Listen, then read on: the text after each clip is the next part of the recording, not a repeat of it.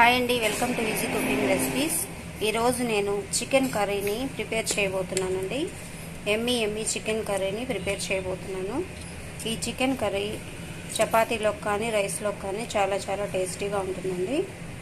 ఇప్పుడు ఈ చికెన్ కర్రీని ఎలా ప్రిపేర్ చేసుకోవాలో ఇప్పుడు మనం తెలుసుకుందాం. హాయ్ అండి, అందరికి నమస్కారం. Welcome to easy cooking recipes. ఈరోజు నేను 1 kg చికెన్ కర్రీని చేయబోతున్నానండి. ఇప్పుడు నేను స్టవ్ వెలిగించి ప్యాన్ పెట్టుకున్నాను. ఇందులోనే తగినంత ఆయిల్ పోసుకోవాలండి.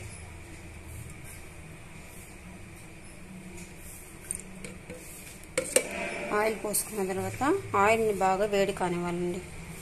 ఇప్పుడు ఆయిల్ కాగిపోయిందండి. ఇందులోనే ఒక ఉల్లిపాయ కట్ చేసి పెట్టుకున్నాం. ఒక ఉల్లిపాయ తర్వాత 4-5 పచ్చిమిరపకాయలు పొడవుగా కట్ చేసి పెట్టుకుని ఆయిల్లో వేసేసుకోవాలండి.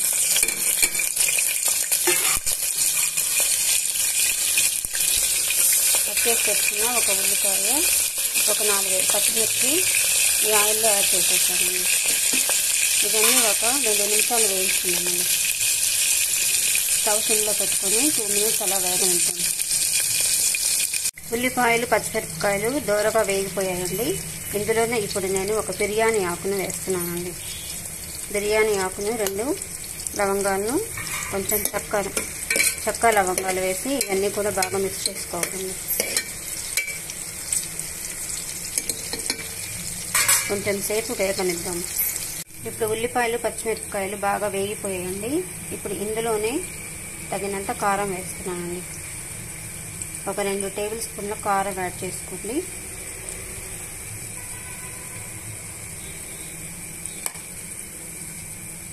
తర్వాత 1/2 టేబుల్ స్పూన్ పసుపు, 2 టేబుల్ స్పూన్ ధనియాల పొడి యాడ్ చేస్తున్నానండి.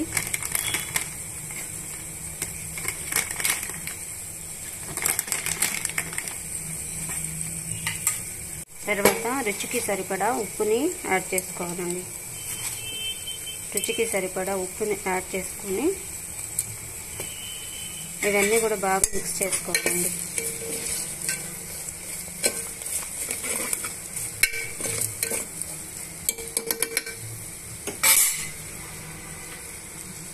వన్ మినిట్ అలా వేగనిచ్చి ఇప్పుడు నేను మసాలా అంతా గ్రైండ్ చేసి పెట్టుకున్నానండి. ఒక 3 టమాటాలు, 2 ఉల్లిపాయలు, చెక్క లవంగా, తర్వాత అల్లము వెల్లుల్లి అన్నీ కలిపి మిక్సీ పట్టుకున్నానండి.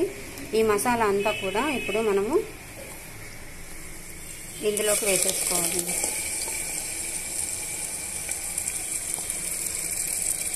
అల్లము వెల్లుల్లి, ఉల్లిపాయ, టమాటా, తర్వాత చెక్క లవంగా ఇవన్నీ కలిపి మిక్సీ పట్టుకున్నానండి. ఆ మిక్చర్ని ఇందులోకి వేసేస్తున్నానండి. తాలింపులోకి వేసేసి బాగా మిక్స్ చేసుకోవాలండి.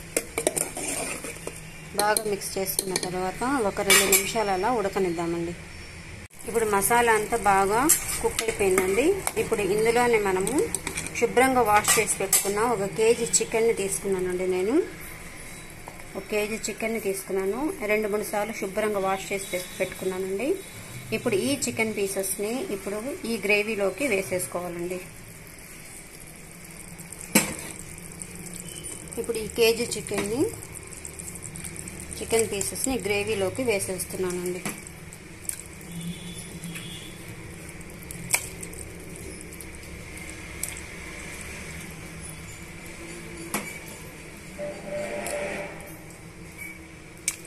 ఈ గ్రేవీలోకి వేసుకున్న తర్వాత ఇవన్నీ బాగా మిక్స్ చేసుకోవాలండి.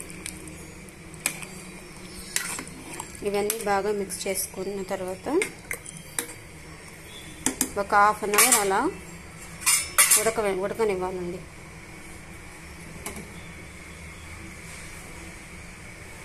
ఇప్పుడు ఈ చికెన్ అంతా గ్రేవీలోకి వేసేసానండి. ఇప్పుడు మనం మూత పెట్టుకొని ఒక 1/2 hour ఉడకనిద్దామండి. ఇప్పుడు ఒకసారి మనం మూత తీసి చూద్దామండి. కర్రీ బాగా కుక్ అయిపోతుందండి. ఇప్పుడు ఇందులోనే మనం 1 table spoon chicken masala add చేస్తున్నానండి. 1 table spoon chicken masala add చేసుకోండి. యాడ్ చేసుకున్న తర్వాత ఇవంతా బాగా మిక్స్ చేసుకోండి. మిక్స్ చేసుకున్న తర్వాత ఒక 5 నిమిషాలు అలా ఉడకనిద్దామండి. ఇప్పుడు ఒకసారి మనం మూత తీసి చూద్దామండి. కర్రీ బాగా కుక్ అయిపోయిందండి.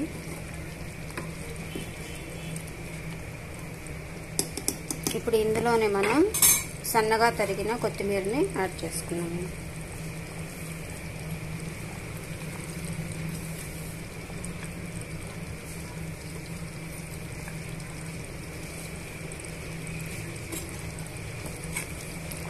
సన్నగా తరిగిన కొత్తిమీరని యాడ్ చేసుకొని ఒక 2 మినిట్స్ అలా ఉడకనిద్దామండి.